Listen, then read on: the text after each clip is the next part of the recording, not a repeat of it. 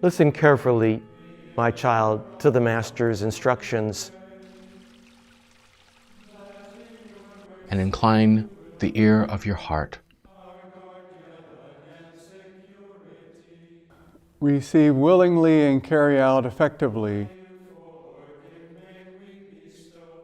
your loving Father's advice. That by the labor of obedience you may return to him.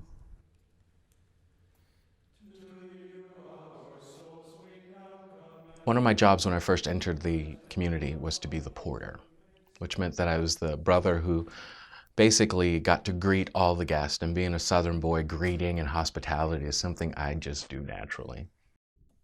But there was a guest, and I just greeted her with a warm, "Hi, welcome, great to have you." And then I noticed that she was actually sitting off by herself later in the weekend, and so I just sat next to her and engaged her in conversation.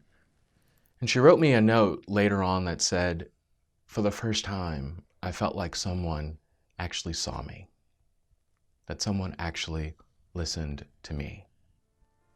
And I think our guests who come through our doors experience the presence of God, a God who actually is interested in them, a God who accepts them right where they are, a God who has deep, deep, deep love for them. I think the hospitality is also very important to the brothers. It keeps them deeply connected to the wider world. It enables us to connect with the life stories of a great variety of people. We get people from all ages, all social backgrounds, all educational backgrounds, all religious backgrounds or none. And it enables us to really understand what's going on in the lives of people. We spend a lot of time alone and in silence, but it's also good to have times of social interaction so that we can bring the needs of the world to God in prayer. We live in a world that is incredibly filled with noise. There's just so much of it. We don't know how to process it. We don't know how to make sense out of it. But it really clutters up what's true and profound and moving. When all you're doing is working, you start to live just to work. And that's the way the rhythm is in the rest of the world, where you wake up, you go to work, you go home, you do it again the next day, and you're living now just to work. And people lose sight of how they can actually be happy and what life is about. And I think that's why this is so relevant. Life can be about more than just working. When I was in the process of entering, all of these people asked me, "What do you do all day at the monastery?" It's not about what we do, it's about growing into the fullness of who we are. And we offer an example to the world that you can actually put being before doing.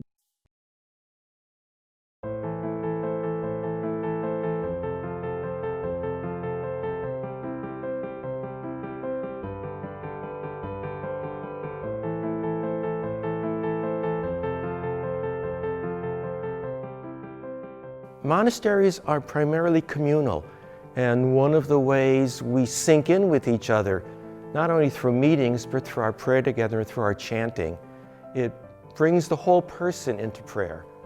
So it's not just a matter of the mind, but of the body. We're whole people coming before God. The word for breath is spiritu, spirit.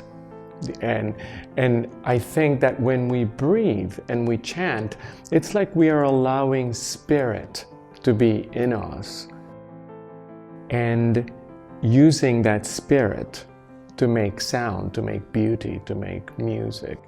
And we do this together. If we're seeking to breathe together, to take in spirit together, that really enhances our communal prayer. The bell continually reminds you that your most important job is to pray. The rhythms of life here are gentle in some ways, difficult in other ways. There's a certain amount of repetition in our life, which creates a certain order, so that what I find helpful is the ability to be able to go within. There's a saying that says, like stones in a bag, they rub each other smooth. And the scriptures, if we let them, and if we're engaging them in a loving community of people who are living them and breathing them, the scriptures can help mold and shape us into what it is that we're ultimately called by God to be.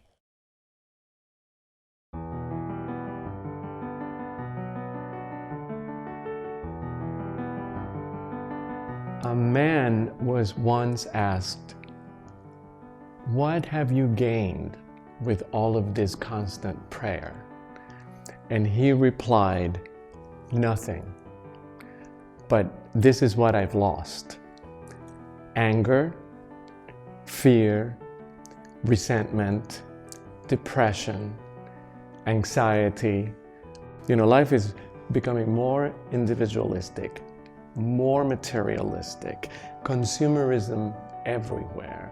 And so people just kind of feel like they have to go with the flow and keep up with all of this craziness, and they're seeking happiness.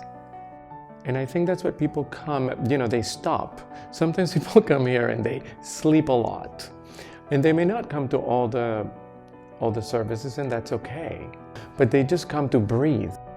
They contemplate, they're in silence. And I think that's really very important. That's what we're offering. Open space, beautiful landscape, beautiful liturgy, silence. Those are all elements that are unusual in anybody's everyday life. And so I think that's what keeps people coming back. It's the authenticity of meeting the brothers where they are and of being met and heard as a guest here. Somebody said to me once, why is it that God only speaks when we're really quiet? And I said, the truth is God speaks all the time. We only hear it when we're really quiet. Silence, like so many things, is a tool for prayer. I think for us in 21st century Christianity, one of the challenges is we've put a lot of these tools kind of on a back shelf. And we've forgotten how important they can be. We've forgotten how to use them. And I think one of the great services that a monastic community can perform is we can help people take the tools back off the shelf and understand how to use them. I come with a head full of noise, and after a few days I leave with a head full of emptiness. Very good. Lots of peace.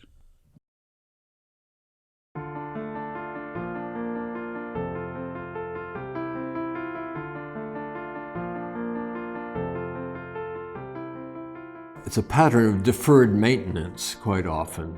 Crucial maintenance and improvement tends to wait until the money's in hand before it's done, and that's not an ideal situation. I think there's a tremendous need to be on top of the ongoing, always needs that are here at Holy Cross. It's the awareness for not just patching up what needs to be looked after right this minute, but of looking down the road to how can we create and sustain and maintain and improve buildings. So we've reached a point in the life of the community where a process of discernment is clearly something that we're called to do. It's not just the brothers here at the monastery, it's not just the guests in the guest house, it's everyone whose life is touched by Holy Cross Monastery. The more that we can come together in a unity of voice and a unity of breath and a unity of spirit as we come together in discernment, the more powerful the process will be.